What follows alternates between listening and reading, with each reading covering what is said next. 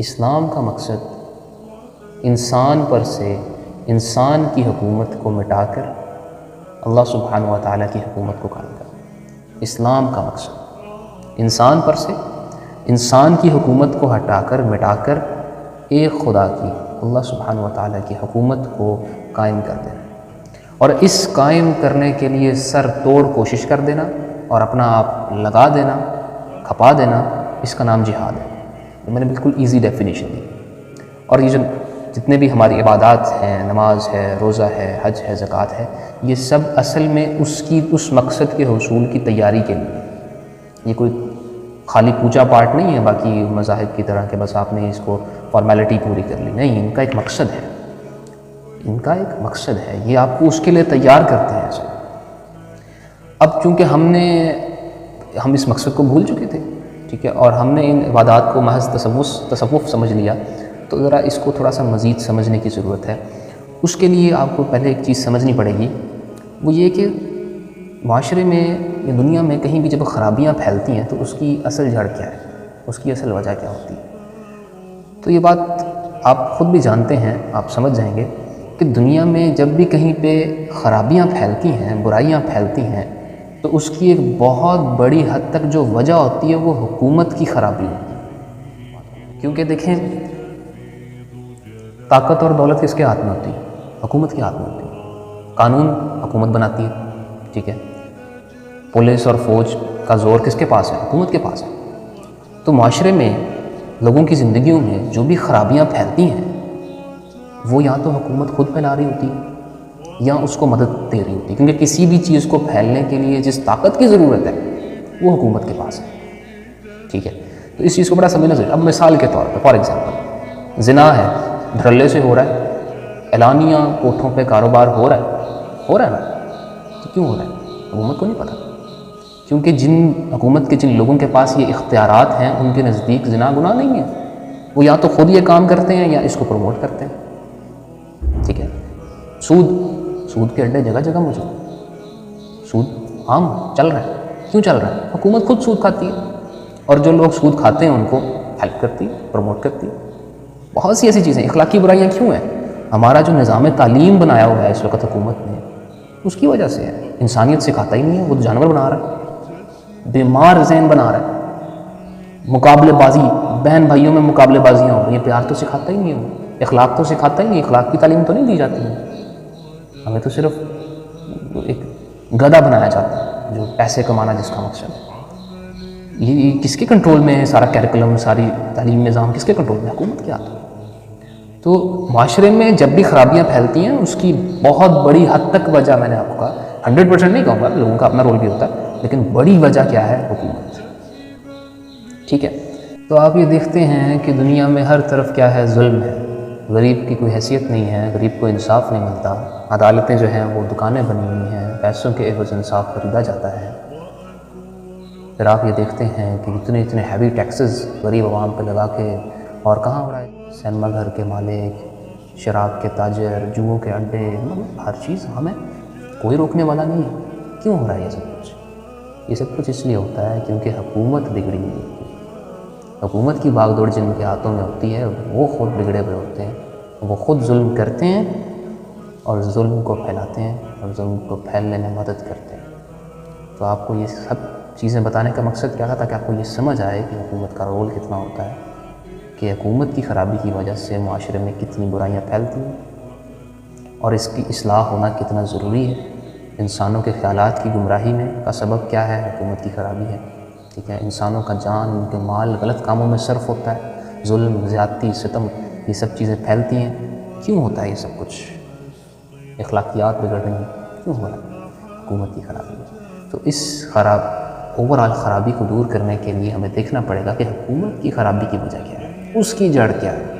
جب ہم اس کی جڑ تک پہنچیں گے کہ اصل مسئلہ کیا ہے، ہم اس مسئلے کو جب ایڈریس کریں گے تو پھر ہم انشاءاللہ سمجھ جائیں گے کہ اس کا حل کیسے کیا جائے اور اس کی اصلاح کیسے کی جائے، کیونکہ اصلاح تو بہت۔ تو اب ایک عام انسان بھی، عام فہم انسان یہ بات بڑے آسانی سے سمجھ سکتا ہے کہ دیکھیں، جہاں پر کھلی آزادی دی ہو نا ایک چیز کی، زنا کی آزادی حاصل ہو، وہاں آپ واضح نصیحت سے خالی زنا نہیں روک سکتے، ٹھیک ہے۔ آپ کو اس آزادی کو روکنا پڑے گا. آپ کو حکومت کے زور بازو سے استعمال کرتے ہوئے جہاں باقی چیزیں روکی جاتی ہیں وہاں ان سب چیزوں کو بھی روکنا پڑے گا. شراب ہے، جوا ہے، رشوت ہے، سود ہے، انسان کا خون چوس رہا بیٹھا ہے اس وقت، فحاشی ہے، بد اخلاقی ہے، بد اخلاقی والی جو تعلیم ہے ہماری، ان سب کو روکنا خالی آپ کہیں کہ واعظ و نصیحت سے ہو جائے گا تو یہ ممکن نہیں ہے. ہاں البتہ حکومت کے زور سے آپ اس سب چیزوں پر قابو پا سکتے ہیں اور ان کو بند کر سکتے ہیں. ٹھیک ہے. بہرحال اب پھر وہی سوال پیدا ہوتا ہے کہ آخر حکومت کی اس خرابی کی اصل وجہ کیا ہے، اس خرابی کی جڑ کیا ہے.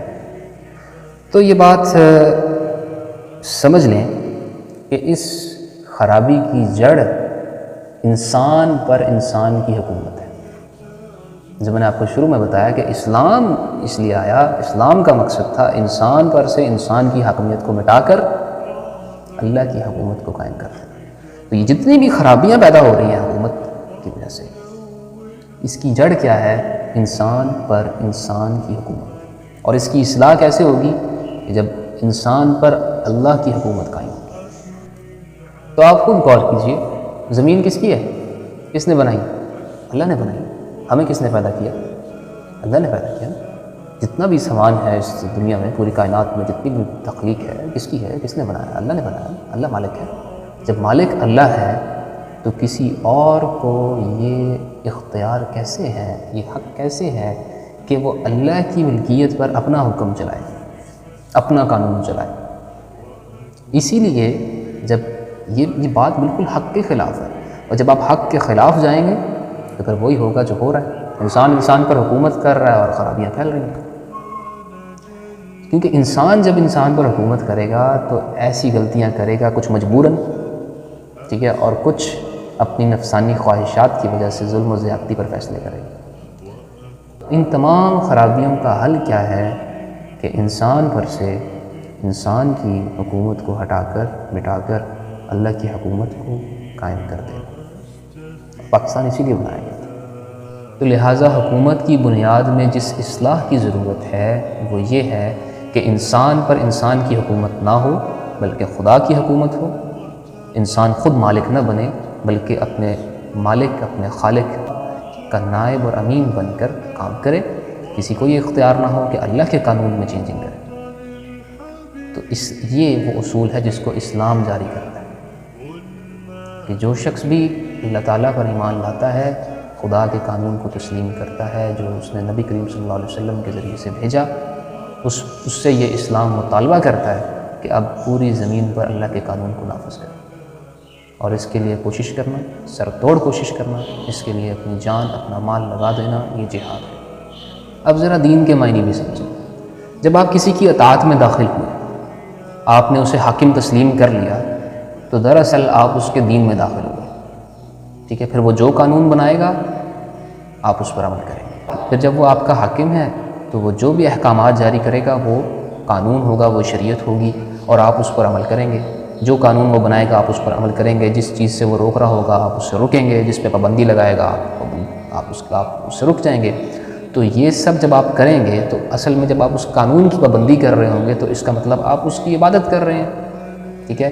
آپ نے کسی کو حاکم تسلیم کر لیا، ٹھیک ہے، آپ اس کے دین میں داخل ہو گئے ہیں. وہ جو قانون بناتا ہے وہ آپ کے لیے قانون ہے، آپ اس کی پابندی کرتے ہیں، یعنی آپ اس کی عبادت کرتے ہیں. ٹھیک ہے. تو یہاں سے یہ بات سمجھ لیں کہ دین اصل میں نام حکومت کا ہے. شریعت اس کا قانون ہے اور اس قانون کی پابندی کو کیا کہتے ہیں؟ عبادت کہتے ہیں. اب اگر تو وہ حاکم اللہ ہے تو آپ دین اللہ میں داخل ہو گئے. اگر وہ حاکم بادشاہ ہے تو آپ دین بادشاہ میں داخل ہو گئے اور آپ اس کے قانون پر عمل، اس کی شریعت پر عمل کر رہے ہیں، اس کی عبادت کر رہے ہیں. دین اللہ میں داخل ہوئے، اللہ کو حاکم مان لیا تو اللہ کے قانون پر عمل کریں گے، اللہ کی عبادت کریں گے. اور اگر وہ آپ کے وطن کے جمہور ہیں تو آپ دین جمہور میں داخل ہو گئے اور آپ اس پر عمل کر رہے ہیں. تو اس بات کو سمجھ لینے کی ضرورت ہے کہ جس کی اطاعت کا قلادہ آپ کی گردن میں ہے آپ اسی کے دین میں ہیں. ٹھیک ہے. اور جس کی قانون پر آپ عمل کر رہے ہیں آپ اس کی عبادت کر رہے ہیں. اور اب یہ بات بھی سمجھ لینے کی ضرورت ہے کہ ایک انسان کے دو دین نہیں ہو سکتے. کہ زبان سے تو وہ کہے کہ میں اللہ کو مانتا ہوں حاکم، میں لا الہ الا اللہ پڑھتا ہوں، اللہ ہی حاکم ہے اور بس وہ زبان سے ہی کہے. قانون جس پر وہ عمل کر رہا ہے وہ اللہ کے قانون کے خلاف ہے.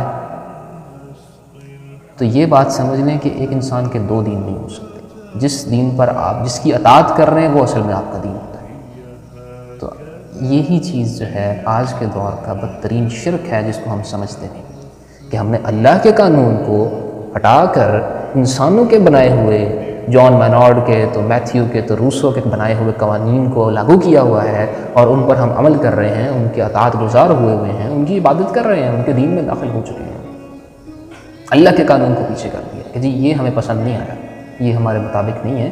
ہاں اس سے بہتر کسی انسان نے کوئی شاید بنا لیا ہے تو وہ ہم لے آتے ہیں، اس سے ہم ترقی کریں گے، اس سے غربت دور ہو جائے گی، اس سے ہم ٹھیک ہو جائیں گے، اس سے ناانصافی ختم ہو جائے گی، اس سے ظلم ختم ہو جائے گا.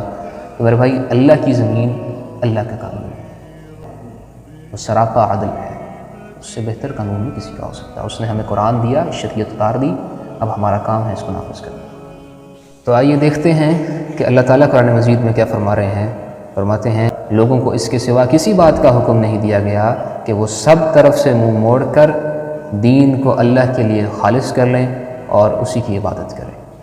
هو الذی ارسل رسولہ بالہدی ودین الحق لیظہرہ علی الدین کلہ، کہ وہی ہے جس نے اپنے رسول کو ہدایت اور دین حق کے ساتھ بھیجا تاکہ اس کو پورے جن سے دین پر غالب کرے. ولو کرہ المشرکون، چاہے پھر شرک کرنے والوں کو کتنا ہی ناگوار ہو جائے. ان الحکم الا للہ، سورہ انفال میں فرمایا کہ ان سے لڑو یہاں تک کہ فتنہ باقی نہ رہے اور دین سارا کا سارا اللہ کے لیے ہو. ومن لم يحكم بما انزل الله فاولئک هم الکافرون، جو اللہ کی اتاری ہوئی شریعت پہ قانون پہ فیصلہ نہیں کرتا وہ کافر ہے، جو نہیں کرتے وہ کافر ہے. اللہ نے صاف بتا دیا. پھر سورہ عنکبوت میں اللہ تعالیٰ کیا فرما رہے ہیں؟ اللہ تعالیٰ فرماتے ہیں کیا لوگوں نے سمجھ رکھا ہے، اللہ اکبر، کیا لوگوں نے سمجھ رکھا ہے کہ وہ محض یہ کہہ کر کہ ہم ایمان لے آئے ہیں چھوڑ دیے جائیں گے اور ان کو آزمایا نہ جائے. حالانکہ اس سے پہلے جس نے بھی ایمان کا دعویٰ کیا ہم نے اس کو آزمایا.